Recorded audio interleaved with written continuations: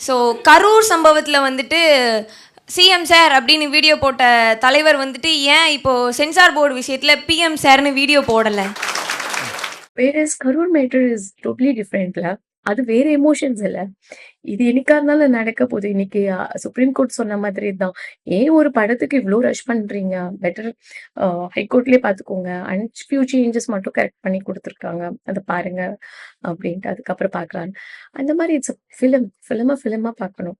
இது வந்து 41 உயிர்.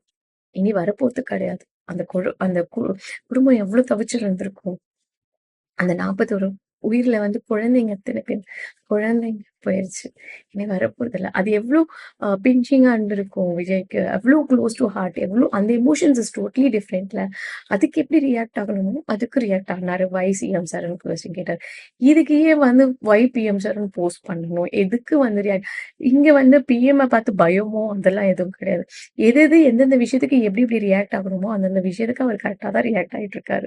சோ ஃபார் பொலிட்டிக்கலி அவர் எந்த மிஸ்டேக்கும் பண்ணல. இத நான் சொல்லல. அம் சாணக்யா சேனல் பாண்டேவே சொல்லியிருக்காரு. சோ ஃபார் அவர் எந்த மிஸ்டேக்ஸும் வந்து பொலிட்டிக்கலி எந்த மிஸ்டேக்ஸும் பண்ணல. அதுதான் உண்மையும் கூட. எப்படி ரியாக்ட் ஆகணுமோ, அது அப்படிதான் ரியாக்ட் ஆகுறாரு. எந்தெந்த விஷயத்துக்கு ரியாக்ட் ஆகணுமோ, அந்தந்த விஷயத்துக்கு ரியாக்ட் ஆயிட்டு தான் இருக்காரு.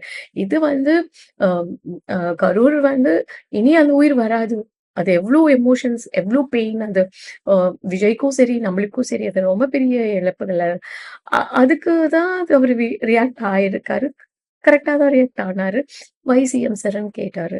இதுக்கு கேட்கணும்னு அவசியம் இல்லல்ல.